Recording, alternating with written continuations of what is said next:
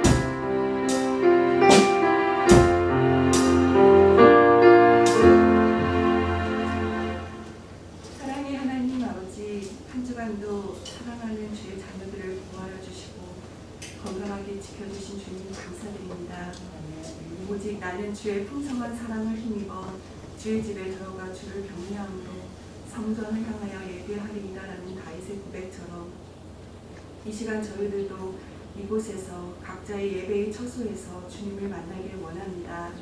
성령 하나님, 은혜를 사모하는 마음으로 간절히 예배드리는 심령 가운데 함께하여 주시고 저희들의 예배를 받아주세요. 주님, 이 나라와 민족을 긍휼히 여기시고 주의 은총을 내려주시길 원합니다. 다시금 확산되는 코로나와 경기 침체 속에 국민들의 피로감은 갈수록 깊어지지만 이 또한 지나가리라는 믿음으로 지혜롭게 잘 극복해 나갈 수 있도록 나라의 위정자들에게 하나님을 경외하며 하늘의 지혜를 허락하여 주시고 믿는 저희들은 더욱 기도하지 못한 것을 반성하며 깨어 기도하게 하여 주세요. 우리 인생의 주인 되신 하나님, 눈앞에 높은 산처럼 기도할 사연이 산적해 있지만 연약한 내 힘으로 어찌할 수 없어 엎드려 도우심을 간구합니다. 주님의 생각은 우리의 생각과 다르고 주님의 계획은 우리의 계획보다 더 뛰어남을 알기에 그저 인도하심만 바라보게 됩니다. 어렵고 복잡한 상황 가운데서도 문제에 집중하지 않고 주님께 엎드려 기도하며 강같은 평안 누리게 하심에 감사드립니다. 좋은 것을 주시겠다고 결국 승리케 하실 주님을 오늘도 찬양하게 하여 주세요. 우리의 삶 가운데 주님이 1순위가 되게 하여 주세요. 우리의 자녀들을 사랑하시는 주님, 매일매일의 삶 속에 성령님의 뜨거운 조명 아래 우리의 자녀들이 살아가길 소망합니다. 좋은 대학, 좋은 직업, 남들이 부러워하는 풍요로운 삶이 인생의 목표가 되는 것이 아니라 하나님 앞에서의 호람도의 삶을 살아가게 하여 주세요. 내일부터 2박 3일 동안 중고등부 캠프가 열립니다. 예수님, 우리 자녀들을 인격적으로 만나주셔서 나의 주인이 하나님 되심을 고백하게 하시고 나를 통하여 많은 생명을 구원하시려는 거룩한 비전을 가슴에 새길 수 있게 하여 주세요. 이 시간 목사님을 통하여 주님의 말씀 듣습니다. 말씀으로 오신 주님께서 주의 사자 목사님을 통하여 저희들에게 꿀송이보다 달고 오묘한 생명의 말씀 주실 줄 믿습니다. 그 생명의 말씀이 우리 마음밭에 잘 뿌려져 영적 근육을 키워 말씀으로 모든 시험과 고난과 주의 유혹들을 이기는 성도들이 되게 하여 주실 것을 믿으니 감사합니다. 내가 여호와께 바라는 한 가지 일, 그것을 구하리니 곧 내가 내 평생에 여호와의 집에 살면서 여호와의 아름다움을 바라보며 그의 성전에서 사모하는 그것이라. 주님께 예배드리는 우리의 삶의 기쁨이요 감사요 이 많은 하늘나라임을 고백하며 살아계신 예수님의 이름으로 기도드렸습니다. 아멘.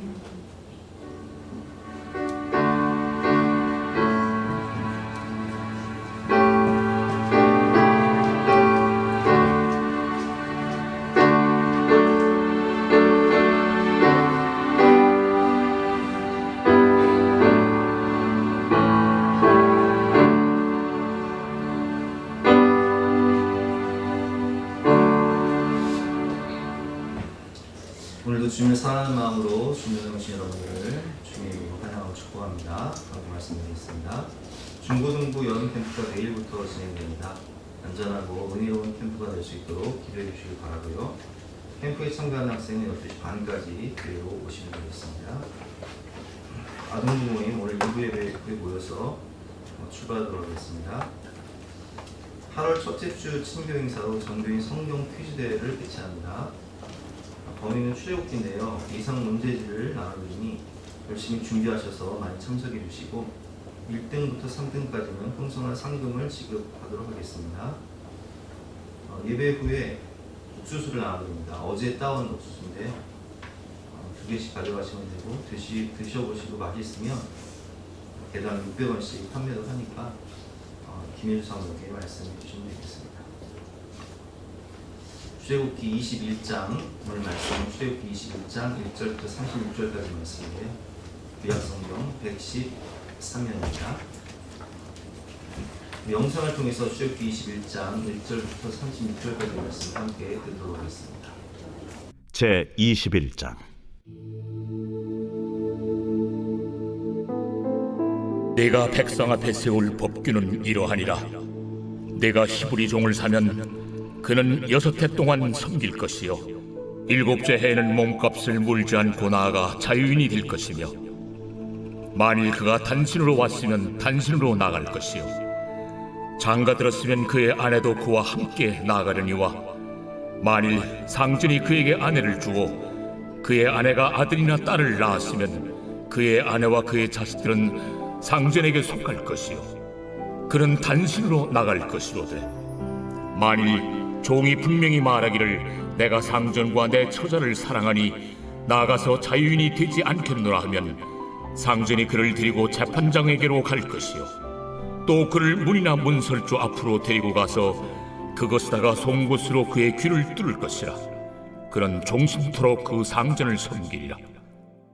사람이 자기의 딸을 여종으로 팔았으면 그는 남종같이 나오지 못할지며 만일 상전이 그를 기뻐하지 아니하여 상관하지 아니하면 그를 속량하게 할 것이나 상전이 그 여자를 속인 것이 되었으니 외국인에게는 팔지 못할 것이요 만일 그를 자기 아들에게 주기로 하였으면 그를 딸같이 대우할 것이요 만일 상전이 다른 여자에게 장가들지라도 그 여자의 음식과 의복과 동침하는 것은 끊지 말 것이요 그가 이 세 가지를 시행하지 아니하면 여자는 속전을 내지 않고 거저 나가게 할 것이니라. 사람을 쳐 죽인 자는 반드시 죽일 것이나 만일 사람이 고의적으로 한 것이 아니라 나 하나님이 사람을 그의 손에 넘긴 것이면 내가 그를 위하여 한 곳을 정하리니 그 사람이 그리로 도망할 것이며 사람이 그의 이웃을 고의로 죽였으면 너는 그를 내 제단에서라도 잡아내려 죽일지니라. 자기의 아버지나 어머니를 치는 자는 반드시 죽일지니라. 사람을 납치한 자가 그 사람을 팔았든지 자기 수하에 두었든지 그를 반드시 죽일지니라. 자기의 아버지나 어머니를 저주하는 자는 반드시 죽일지니라. 사람이 서로 싸우다가 하나가 돌이나 주먹으로 그의 상대방을 쳤으나 그가 죽지 않고 자리에 누웠다가 지팡이를 짚고 일어나 걸으면 그를 친 자가 형벌을 면하되 그간의 손해를 배상하고 그가 완치되게 할 것이니라. 사람이 매로 그 남종이나 여종을 쳐서 당장에 죽으면 반드시 형벌을 받으려니와 그가 하루나 이틀을 연명하면 형벌을 면하리니 그는 상전의 재산임이라. 사람이 서로 싸우다가 임신한 여인을 쳐서 낙태하게 하였으나 다른 해가 없으면 그 남편의 청구대로 반드시 벌금을 내되 재판장의 판결을 따라 낼 것이니라. 그러나 다른 해가 있으면 갚되 생명은 생명으로 눈은 눈으로 이는 이로 손은 손으로 발은 발로 된 것은 된 것으로 상하게 한 것은 상함으로 때린 것은 때림으로 갚을지니라. 사람이 그 남종의 한 눈이나 여종의 한 눈을 쳐서 상하게 하면 그 눈에 대한 보상으로 그를 놓아줄 것이며 그 남종의 이나 여종의 이를 쳐서 빠뜨리면 그 이에 대한 보상으로 그를 놓아줄지니라. 소가 남자나 여자를 받아서 죽이면 그 소는 반드시 돌로 쳐서 죽일 것이요 그 고기는 먹지 말 것이며 임자는 형벌을 면하려니와 소가 본래 받는 버릇이 있고 그 임자는 그로 말미암아 경고를 받았으되 단속하지 아니하여 남녀를 막론하고 받아 죽이면 그 소는 돌로 쳐 죽일 것이고 임자도 죽일 것이며 만일 그에게 속죄금을 부과하면 무릇 그 명령한 것을 생명의 대가로 낼 것이요 아들을 받든지 딸을 받든지 이 법규대로 그 임자에게 행할 것이며 소가 만일 남종이나 여종을 받으면 소임자가 은 30세겔을 그의 상전에게 줄 것이요 소는 돌로 쳐서 죽일지니라. 사람이 구덩이를 열어두거나 구덩이를 파고 덮지 아니하므로 소나 나귀가 거기에 빠지면 그 구덩이 주인이 잘 보상하여 짐승의 임자에게 돈을 줄 것이요 죽은 것은 그가 차지할 것이니라. 이 사람의 소가 저 사람의 소를 받아 죽이면 살아있는 소를 팔아 그 값을 반으로 나누고 또한 죽은 것도 반으로 나누려니와 그 소가 본래 받는 버릇이 있는 줄을 알고도 그 임자가 단속하지 아니하였으면 그는 소로 소를 갚을 것이요 죽은 것은 그가 차지할지니라. 오늘 말씀의 제목은 모든 영혼은 하나님의 자녀이다 라는 제목으로 본 말씀 중에서 함께 은혜를 나누겠습니다. 오늘 말씀 보면 이제 종법에 대해서 나오는데 원래 하나님께서 이 말씀을 주실 때 배경을 보면 우리가 너무 잘 아는 대로 이스라엘 백성들이 애굽에서 노예로 있다가 출애굽한 다음에 시내산에서 율법을 받잖아요. 그러니까 이 그 노예로 있던 하나님의 백성들을 하나님이 해방과 자유를 주시면서 이 말씀 주신 거기 때문에 우리가 하나님의 이 말씀의 의도를 잘 깨달아야 돼요. 하나님은 모든 사람이 하나님의 자녀이기 때문에 사실 노예가 되는 것을, 종이 되는 것을 원치 않으세요. 그래서 우리가 너무 잘 아는 대로 영국 노예 해방 운동의 선구자였던 윌버포스 의원 같은 경우도 믿음이 굉장히 좋은 사람이죠. 그리고 미국 노예 해방 운동에 앞장섰던 링컨도 성경을 읽다가 빌레몬서가 어떤 내용이냐면 바울이 빌레몬에게 보낸 서신인데 그 내용을 보면 빌레몬의 집에서 도망쳐온 오네시모라는 사람이 있어요. 그 사람이 은혜를 받고 예수 믿게 됐고 바울 옆에서 바울을 도와주는 사람이 되었는데 이 오네시모라는 그 종을 빌레몬의 집에 돌려보내면서 오네시모를 용서하고 형제처럼 대우해라 이렇게 가르치는 내용이 바로 빌레몬서예요. 그래서 링컨 대통령도 이 빌레몬서를 읽다가 은혜를 받고 성경을 근거해서 노예 해방 운동을 한 거예요. 근데 오늘 본 말씀을 보면 종법에 대한 내용이기 때문에 우리가 하나님의 의도를 알고 이 말씀을 배워야 되는데 종도 하나님의 자녀라는 거예요. 그래서 오늘 본 말씀 보면 6년 동안은 그 히브리 종이 비록 경제적인 이유로 팔렸다 할지라도 6년 동안은 일을 하다가 7년 안전수죠. 친후 안전수인데 7년째 되는 해에는 자유를 주랍니다. 그리고 그가 결혼을 한 사람은 아내와 함께 자유를 주고 하여튼 본 말씀 보면서 보겠습니다. 이제 오늘 본 말씀 보면 사람이 무엇 때문에 종이 되나요? 우리가 창세기를 보면 이 요셉 시대에 애굽에 7년 기근이 오지 않습니까? 7년 흉년이 와요. 그래서 사람들이 처음에는 가축을 팔죠. 가축을 팔다가 나중에는 뭘 팔아요? 토지를 팔아요. 그리고 토지를 팔다가 나중에는 정말 먹고 살 길이 없으니까 자식이나 자신을 팔아요. 창세기 47장 13절부터 보겠습니다. 기근이 더욱 심하여 사방에 먹을 것이 없고 애굽 땅과 가나안 땅이 기근으로 황폐해집니다.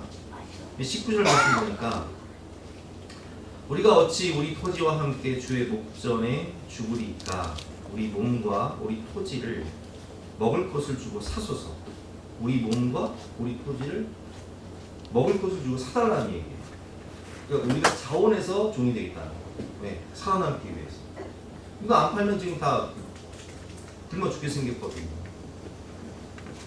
우리가 토지와 함께 바로의 종이 되니 우리에게 종자를 주시면 우리가 살고 죽지 아니하며 토지도 황폐하게 되지 아니하리이다. 해서 요셉이 애굽 전역에 있는 그 백성들의 요구를 받아들여요.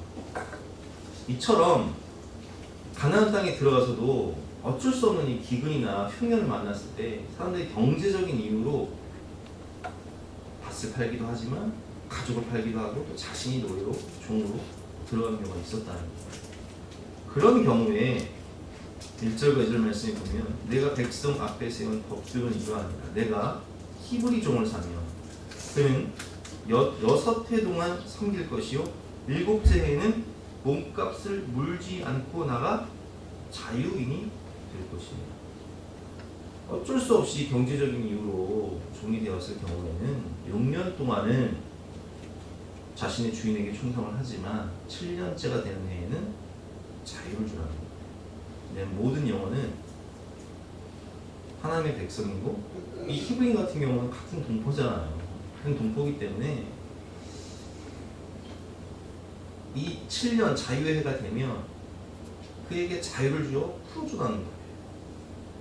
그리고 3절부터 보면 만일 그가 단신으로 왔으면 단신으로 나갈 것이요 장가 들었으면 그의 아내도 그와 함께 나가려는 거예요.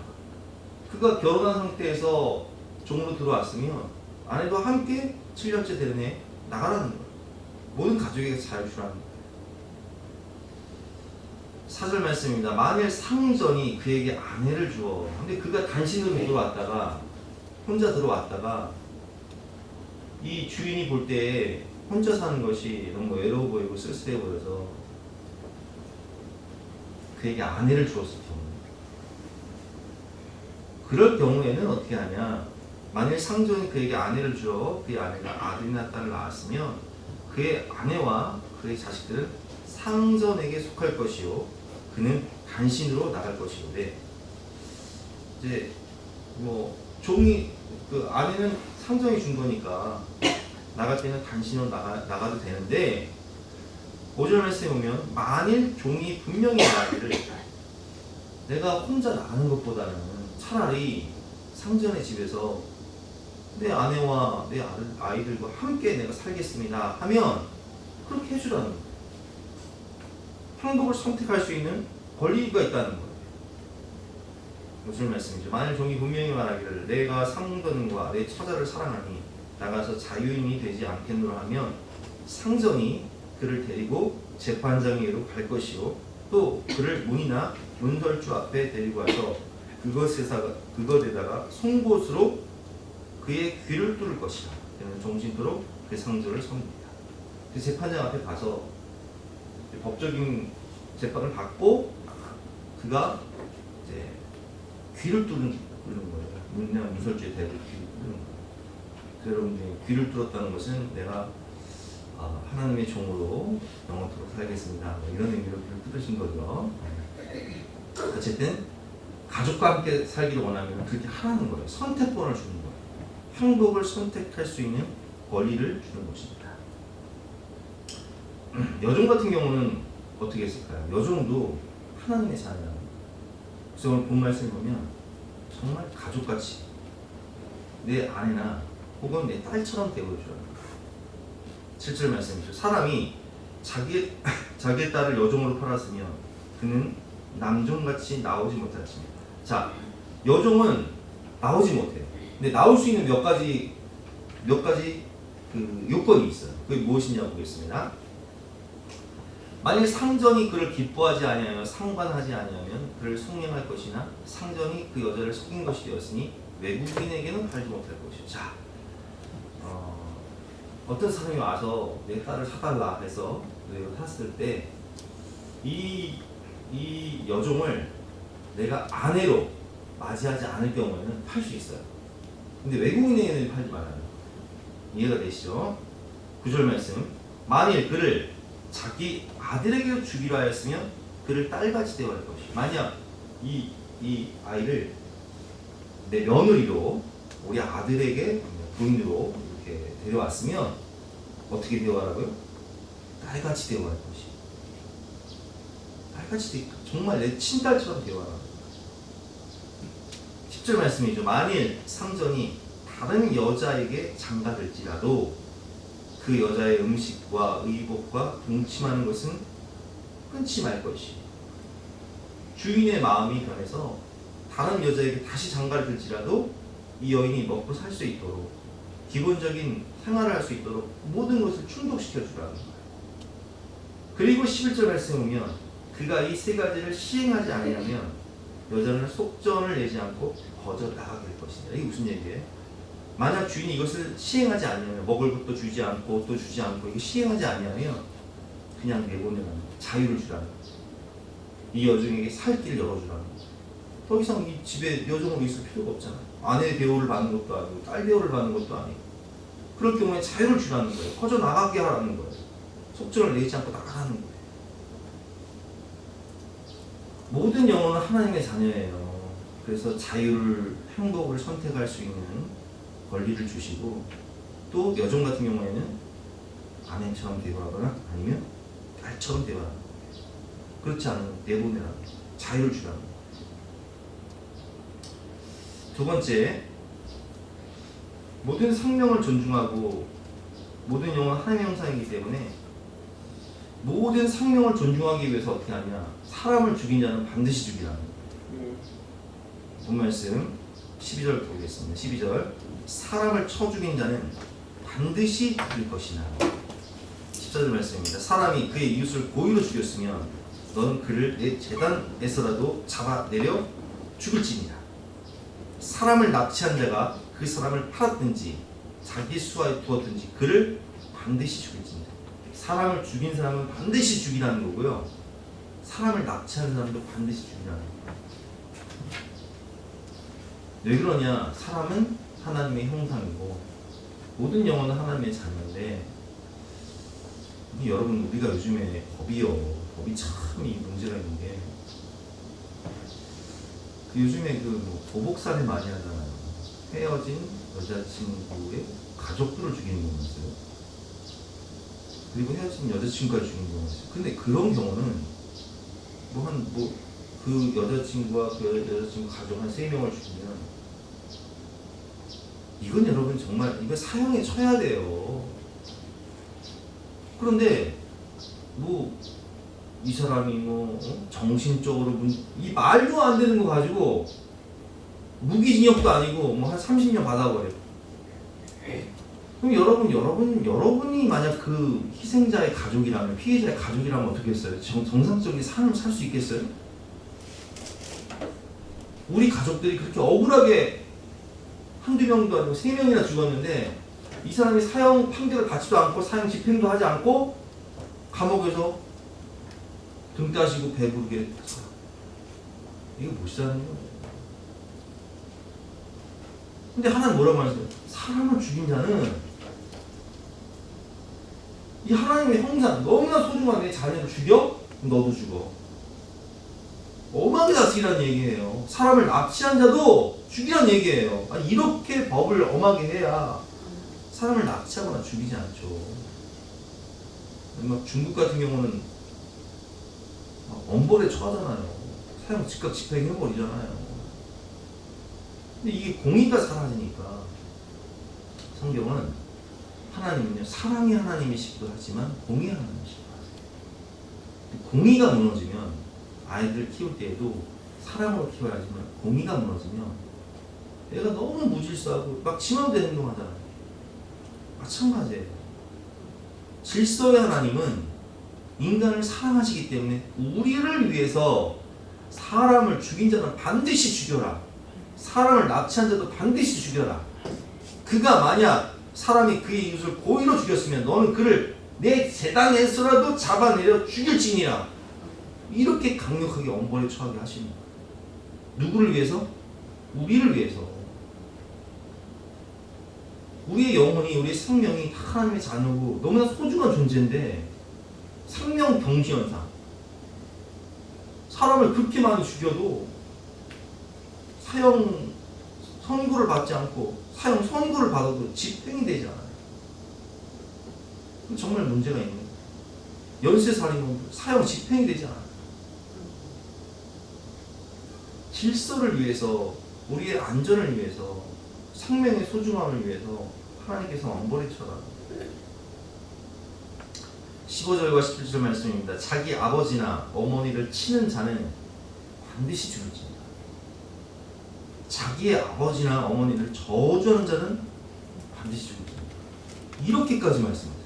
엄벌에 처하라는 얘기죠. 부모를 저주하거나 치는 자도 반드시 죽이라는 거예요. 그러나 예외적인 경우도 있습니다. 우리가 오늘 말씀을 보면 예외적인 경우에, 좀 이따 보겠지만, 고의로 사람을 죽이는 게 아니라 실수로 사람을 죽이는 경우도 있잖아요. 그런 경우에 도피성으로 피하는데, 그런 거 살 수 있는데, 저는 오늘 이 말씀 묵상하면서 우리가 얼마나 알고도 죄를 저지르고 또 모르고도 죄를 저지르고 참 죽을 죄를 많이 저지르는구나 라는 것을 깨달았어요. 우리는 자라나면서 얼마나 부모를 저주하진 않지만 부모님께 얼마나 원망을 해요. 이럴 거면 나 왜 낳았어? 엄마 아빠가 해준 게 뭐야? 이런 말들 많이 하고 살았잖아요. 부모를 원망하거나 불평하며 살았던 우리들, 말로, 우리가 실제로 사람을 죽이지 않았겠지만 말로, 생각으로 얼마나 많은 사람을 죽이고 살았어요.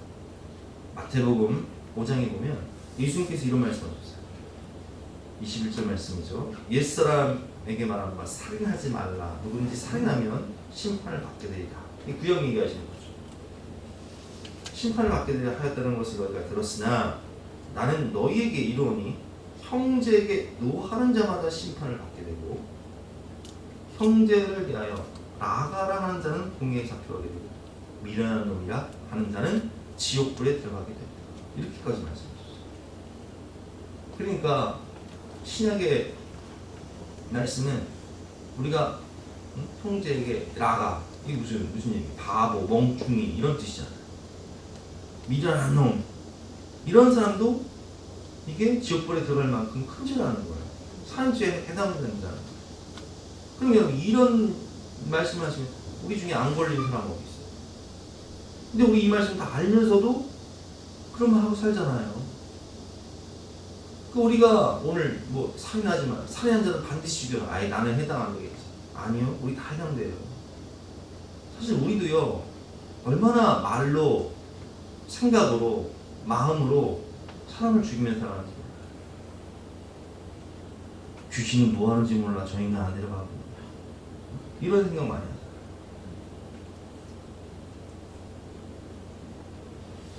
실수로 사람을 죽인 경우는 어떻습니까? 모르고 지은 죄죠. 모르고 지은 죄. 만일 사람이 고의적으로 한 것이 아니라 나 하나님이 사람을 그의 손에 넘긴 것이면 내가 그를 위하여 한 곳을 정하리니 그 사람이 그리로 도망할 것이요. 실수로 사람을 죽인 경우에는 도피성이라는 곳이 있어요. 여호수아 20장에 보면 도피성 규정이 있는데 이제 우리 이 가나안 땅이요. 우리나라 지도로 치면 한 강원도만 해요. 강원도만 한 땅에 6개의 도피성을 6개 요단 동편에 3개, 요단 서편에 3개. 그래서 위아래로 이렇게 6개의 도피성을 만들어 놔서 부지 중에 옷을 한 자. 그러니까 예를 들면 뭐 같이 친구와 함께 나무를 하러 갔다가 도끼를 이제 찍었는데 이 도끼나에 날아가서 실수로 친구의 머리에 맞아서 이제 사고사로 죽은 경우. 이건 내 의도한 게 아니잖아요. 이렇게 내가 실수로 사람을 죽인 경우에는 빨리 도피성으로 도망가야 돼요. 이 도피성으로 도망가요. 그럼 어떻게 되냐? 거기서 재판을 받아요. 이 사람이 정말 실수로 사람을 죽였는지 아니면 고의로 사람을 죽였는지를 조사를 해서 재판을 하는데 실수로 사람을 죽였으면 그 도피성에 머물면서 사는데 언제까지 사냐? 그 도피성의 제사장이 죽을 때까지. 도망도 잘 가야 되는 거예요.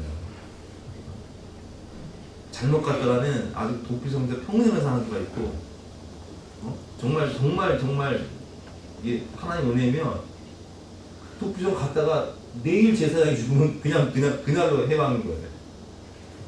근데 제사장이 죽으면 해방이라는 의미가 굉장히 중요한 게 우리를 위해서 죽으신 대제사장이 계세요. 그게 누구예요? 예수님입니다. 히브리서를 보면 예수님이 우리를 위해 죽으셨다는 거예요. 히브리서 4장 10절 말씀. 그러므로 우리에게 큰 대제사장이 계시니 승천하시니 곧 하나님의 아들 예수시라. 우리가 믿는 도리를 굳게 잡을지어다. 우리에게 있는 대제사장은 우리의 연약함을 동정하지 못하실 리가 아니요 모든 일에 우리와 똑같이 시험을 받으신 노되 죄는 없으십니다. 그러므로 우리는 국나심을 받고 때를 따라 돕는 은혜를 얻기 위하여 은혜의 보좌 앞에 담대히 나아갈 것이니라. 아멘.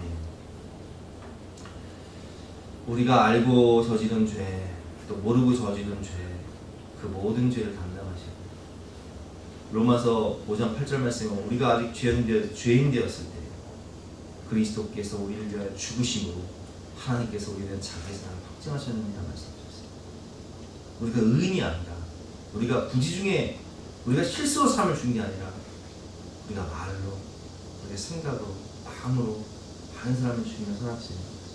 정말 큰 죄를 저지르며 살았지만 그런 우리를 위해서 누가 죽으셨다고요? 예수님 대신 죽으셨습니다. 오늘 본문을 보면 동해보상법이라는 것이 있습니다. 동해보호법. 동해보호법이 뭐냐면 똑같이 해라는 거예요. 똑같이.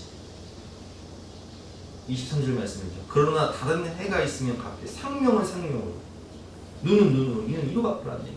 근데 상명을 상명으로 갚으신 이가 있어요. 그게 누구예요? 예수님.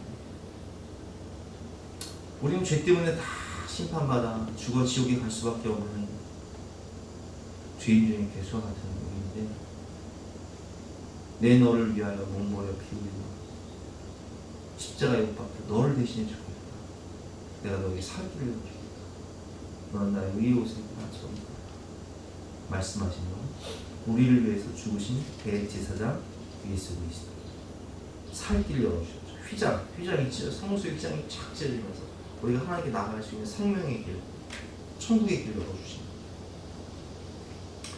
오늘 본문에 보면 동행보호법이라고 하는데, 제가 한번 읽어보겠습니다. 그러나 다른 해가 있으면 각기 생명은 생명으로, 눈은 눈으로, 이는 이로, 손은 손으로, 발은 발로, 된 것은 된 것으로, 상한 것은 상함으로, 때린 것은 때림으로 갚을지니라. 사람이 그 남종의 한 눈이나 여종의 한 눈을 쳐서 상하게 하면 그 눈에 대한 보상으로 그를 놓아줄 것이며, 그 남종의 이나 여종의 이를 쳐서 빠뜨리면 그 이에 대한 보상으로 그를 놓아줄지니라. 자, 눈은 눈으로, 이는 이로, 된 것은 된 것으로. 이게 참 중요한 게요. 제가 이제 아이를 키워보니까, 우리는 이제 셋이잖아요. 아이가 셋인 경우는 굉장히 많이 싸웁니다. 이렇게 애가 둘인 경우에는 선이 하나예요. 근데 애가 셋인 경우는 선이 세 개예요, 세 개. 싸울 일이 굉장히 많아요. 새 키워보신 분들은 아시겠지만 엄청 싸워요. 그러면 어떤 경우는 오빠가 날 때렸다, 동생이 날 때렸다, 찾아와요. 그럼 어떻게 해야 되는지 아세요? 이대로 하면 되는 거냐. 몇 대? 어디 몇 대? 8, 2대? 똑같이 때려. 그래야 싸움인 거죠. 근데 네가 오빠니까 참아라, 네가 동생이니까 참아, 이런 소리 했다가는 그냥 뒤집어지는 거야. 왜? 억울해 못 살겠다는 거예요. 이해가 되시죠? 구약의 율법은요, 이게 이런 원리예요. 내 눈에 눈물 나게 그런 놈 피눈물 나요. 이걸 막으신 거예요.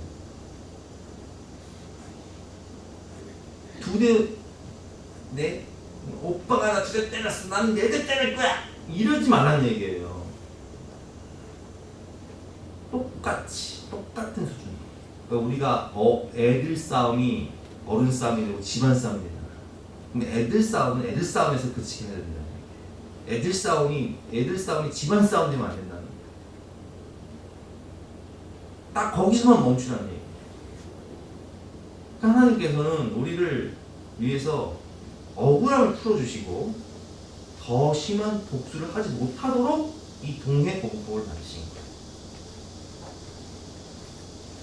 그러나 이제 믿음의 분량이 중요한 거죠. 제가 어릴 때는 그렇게 가르치지만 우리 성도님들한테는 뭐라고 할까요? 원수를 사랑하고 핍박하는 자를 위해 기도하십시오. 예수님 뭐라고 말씀하셨어요? 오른편방을 때리거든 왼밤을 대줘라. 겉옷을 달라고 하거든 속옷까지 줘라. 오리를 가자고 하거든 심리를 같이 가라. 근데 이게 안 되는 사람이 있어요. 안 되는 사람.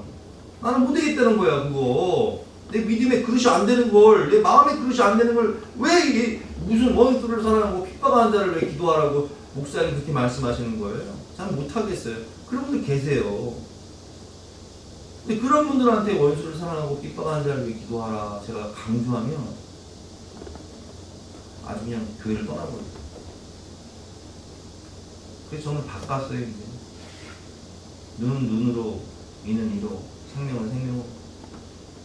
구약의 믿음의 분량이 구약의 율법에 머무르는 분들은 그냥 그대로 하시면 돼요. 애들한테 네가 동생이니까 참아라, 네가 오빠라니까 참아라, 이런 소리 안 통해요. 왜? 애들 수준이 그건데 두 대 맞았으면 두 대 때려라, 팔 맞았으면 팔 때리고, 등 맞았으면 등 때려라. 그렇게 해야 이게 풀리는 거예요. 그러나 신앙이 성숙해서 성령 충만해서 그리스도의 장성한 분량이 이르는 분들에게는 그분들은 손양원 목사님처럼 두 아들을 죽이는 원수를 양자로 삼을 수 있는 믿음의 분량이 되면 그렇게 해야겠죠. 이지선 교수처럼 정말 음주운전으로 자기의 온몸이 화상, 그 사람의 그 음주운전에서 내 인생이 정말 너무 고통당하고 힘들어도 그 사람을 저주하지 않고 그 사람을 위해서 기도할 수 있는 그런 분량이 된다면 그렇게 해야겠죠.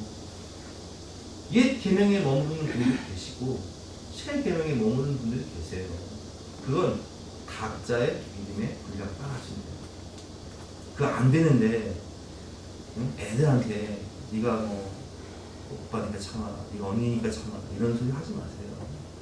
그 애들 아주 그냥 마음에 멍들게 하는 거예요. 그 아이가 성숙하면 시키지 않아도 자기가 스스로 자원해서 원수를 사랑하고 핍박하는 자를 기도할 만큼의 분량이 되면 스스로 자원해서 용서하고 사랑하고 축복하겠죠. 그러나 안 되는 걸 되게 하면 안 되겠죠. 각자 믿음의 분량 따라, 내 믿음의 그릇 따라, 내 용량만큼 하시면 될 것 같습니다. 근데 중요한 것은 신약의 황금률이 중요해요. 마태복음 7장 7절 말씀이 신약의 황금률인데, 그러므로 무엇이든지 남에게 대접을 받고자 하는 대로 너희도 남을 대접하라. 이것이 율법의 성질이다. 내가 베푼 만큼 돌아오는 거야. 내가 행한 만큼 돌아오는 거야. 뿌리만큼 거두는 거야. 내가 옛계명에 머무르면 거기서 그냥 머무는 만큼 내가 두 대 맞았으면 나도 두 대 때리겠지만 나중에 내가 두 대 때리면 나도 두 대 맞는 거예요. 그러나 오른쪽 뺨을 맞았을 때 왼쪽 뺨을 돌려내면 나중에 내가 그런 짓에도 용서받는 거예요. 이게 뭐예요? 신약의 황금률이에요. 그러므로 무엇이든지 남에게 대접을 받고자 하는 대로 너희도 남을 대접하라. 그럼 너도 그렇게 대접받게 될 것이다. 이것이 율법이요 선지자니라. 이렇게 말씀하시죠. 쉬운 대로 거두는 법칙. 갈라디아서 6장 7절 말씀. 스스로 속이지 말라. 하나님은 업신여김을 받지 아니하니 사람이 무엇으로 심든지 그대로 거두리라. 행한 대로 갚아주시는 거예요. 뿌린 만큼 거두는 거예요. 내가 평소에 정말 기도해서 넓은 마음으로 덕을 많이 행하고 사랑을 많이 뿌리면 그대로 거두는 거고요. 내 마음에 그릇이 좁아서 옹졸하고 편협하게 살면 또 나도 이제 당하는 거, 똑같이 당하는 거. 세 번째, 남의 생명과 재산도 귀하다. 모든 것은 주님의 책임이라는 거죠. 소가 남자나 여자를 봐서 죽이면 그 소는 반드시 돌로 쳐서 죽일 것이요, 그 고기는 먹지 말 것이며 인자는 형벌을 면하려니와. 소가 본래 받는 버릇이 있어. 그래서 단속을, 이 소는 진짜 위험하니까 단속 잘하세요.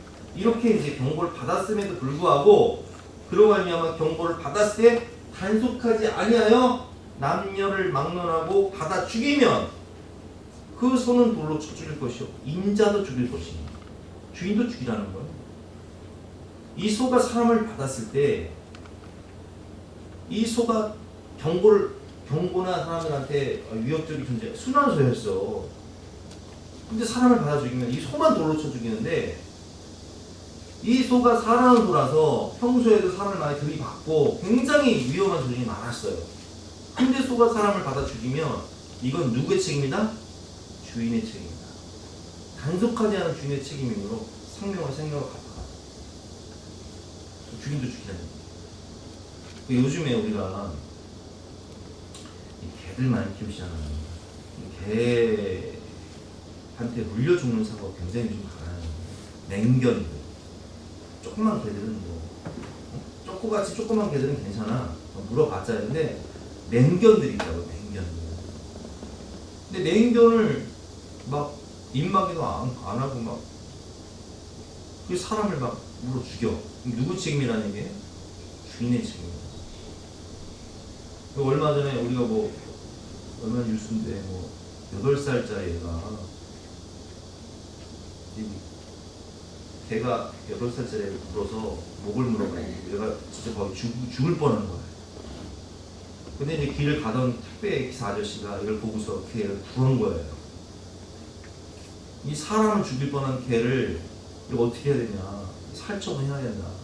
살점을 하려고 했는데 뭐 검찰에서 맞고 또 동물단체에서 이게 원래 순환이야.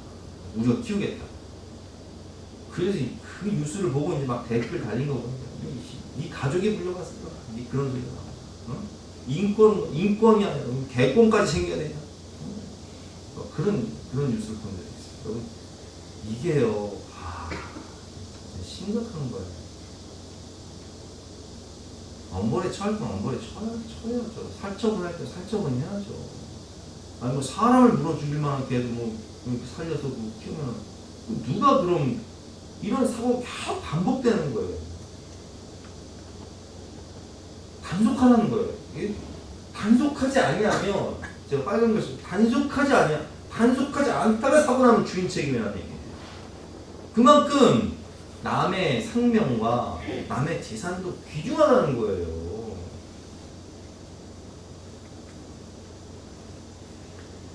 오늘 본문의 이 소는요 재산을 의미하잖아요.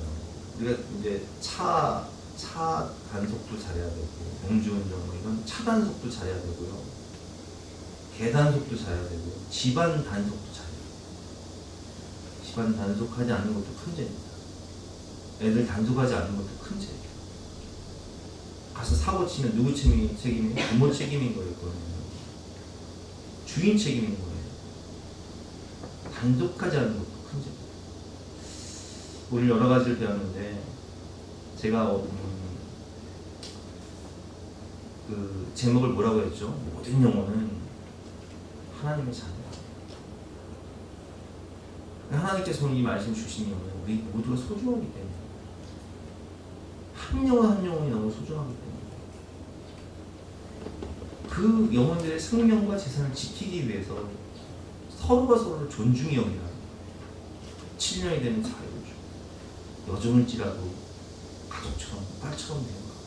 그렇게 안 되어 할 것 같으면 자유로 줘. 죄인된 우리를 위해서 죽을 죄인된 우리를 위해서 예수님이 십자가에서 죽으신 이유가 뭐예요? 그만큼 우리를 사랑하시고 그만큼 우리가 소중하기 때문에 우린 예수님자의 인생이기 때문에 우리 하나님의 형상이기 때문에 내가 죄인된 너를 위해 대신 죽을 테니 너는 나의 의의 옷을 입고 예수님처럼 살아라. 이렇게 말씀하신 만큼 우리 한 영혼 한 영혼이 소중한 영혼입니다. 내가 소중한 것처럼 남도 소중한 것입니다. 내가 하나님의 자녀일 뿐만 아니라 저 영혼도 하나님의 자녀임을 깨닫고 서로가 서로를 귀히 여기시는 저와 여러분 되시기를 주님의 이름으로 축원합니다. 우리 함께 주신 말씀 생각하면서 찬양하는 시간 갖도록 하겠습니다.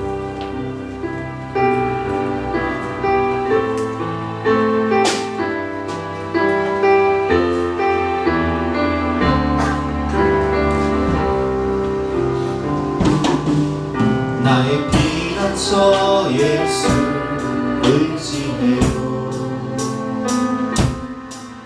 나의 피난처 예수 의지해요. 나의 가는 길에 거센 바람 몰아쳐와 나의 피난처 예수 의지해요. 주의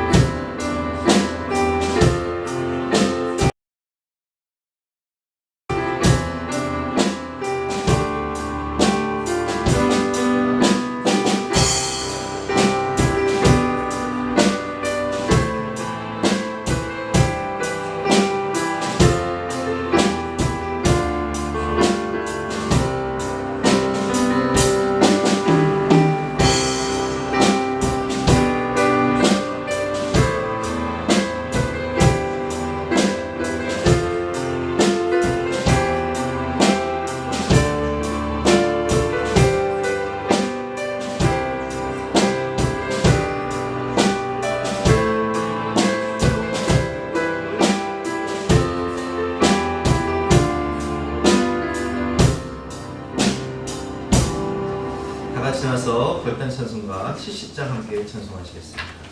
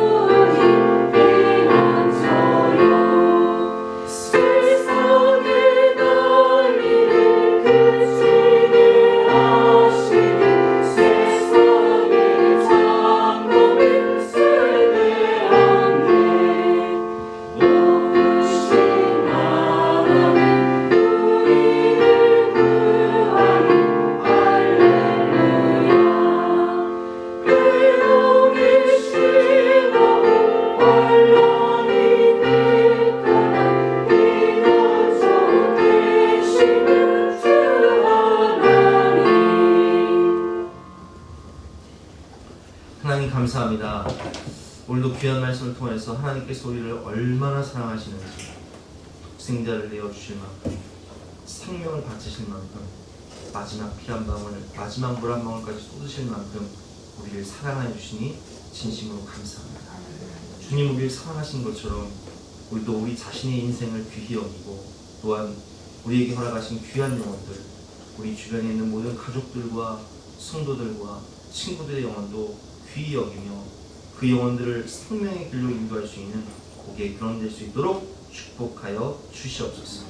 우리가 먼저 그의 나라와 그의 의를 구할 때 이 모든 것을 더하시는 풍성한 은혜와 넘치는 축복을 주실 것을 믿고 감사드리며, 기도하고 구한 것은 받은 줄로 믿으라 말씀하신 예수 그리스도 이름으로 기도드렸사옵나이다. 아멘.